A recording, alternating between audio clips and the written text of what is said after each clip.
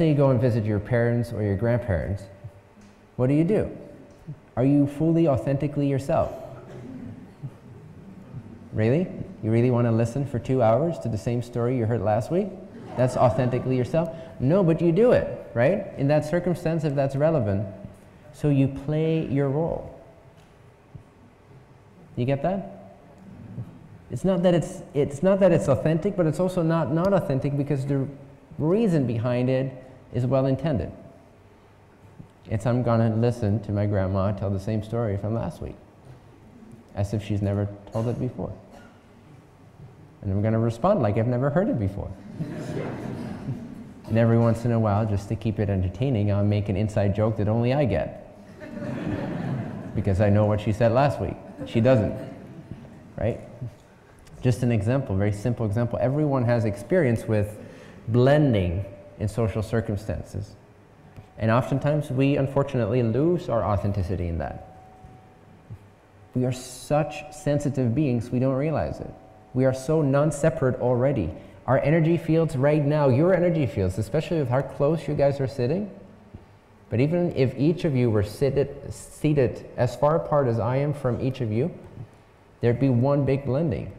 But there is now. So you're learning as a group as well as an individual at this moment, subliminally, energetically, vibrationally. That's also the power of community.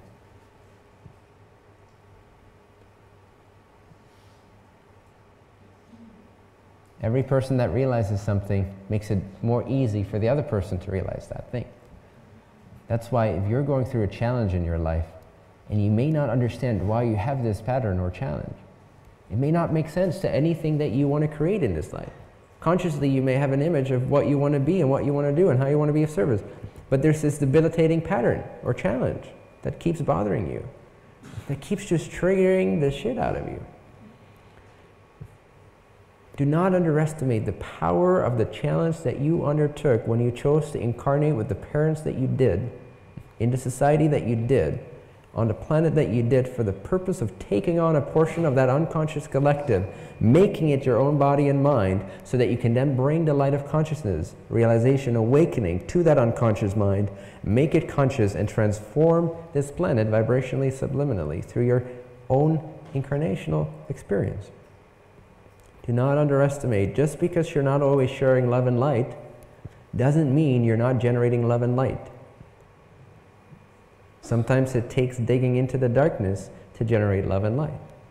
Because you're going places that only you can go, that when you've gone there, and you've shed a light, quite literally shed a light, a consciousness on that topic, and you've managed to resolve it, even just by a little bit more. I can't explain to you how, but everyone around the world has an easier time resolving that same challenge. You've done the work for everyone. There is no separation. You're all familiar with the 100th monkey effect. As soon as 100 monkeys start learning one behavior, even if they're separated from another pack by an island, the other island starts adopting that behavior, because we're all connected to this quantum field, entangled.